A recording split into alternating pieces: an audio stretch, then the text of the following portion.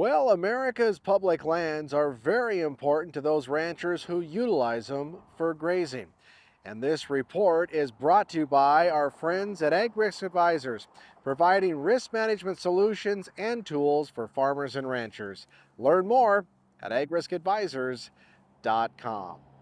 Well, this week here in Douglas at the Wyoming Cattle Industry Convention and Trade Show, cattlemen and cattlewomen from across the cowboy state are discussing a lot of important issues impacting Wyoming's beef cattle industry, including keeping grazing part of America's federal lands. Yeah, those public lands are real important to us. We have our base property, our deeded lands, and in our area of the state anyway, that's where you winter is on the deeded lands and summer on the public lands. And there's other areas where it's kind of the reverse of that, where they winter on the public lands. But you still have to have those partnerships and a working relationship.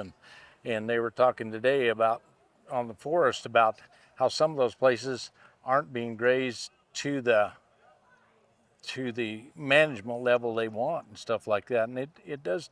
The grazing is good for it. Everybody's kind of coming to realize that. I think that, it's good for the wildlife. It's good for, the plant health and stuff like that. Those plants are meant to be grazed and stuff like that. So it's a good thing. And he says the Wyoming Stock Growers Association is working with their national partners, NCBA and PLC, in fighting for death tax reform so that the next generation has the opportunity to ranch too. Yeah, that death tax is a killer to so many operations and stuff like that, and it shouldn't be. It should be something that's workable and be able to pass on to the next generation. And if you force people to sell out because of the death tax, maybe it's going to be houses or at least a absentee owner maybe from out of state or something like that. But to keep it in the family, that death tax is really a liability.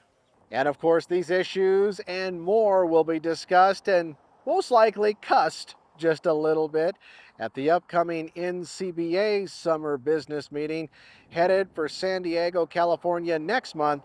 And of course, the Public Lands Council's annual meeting headed for Grand Junction, Colorado in September.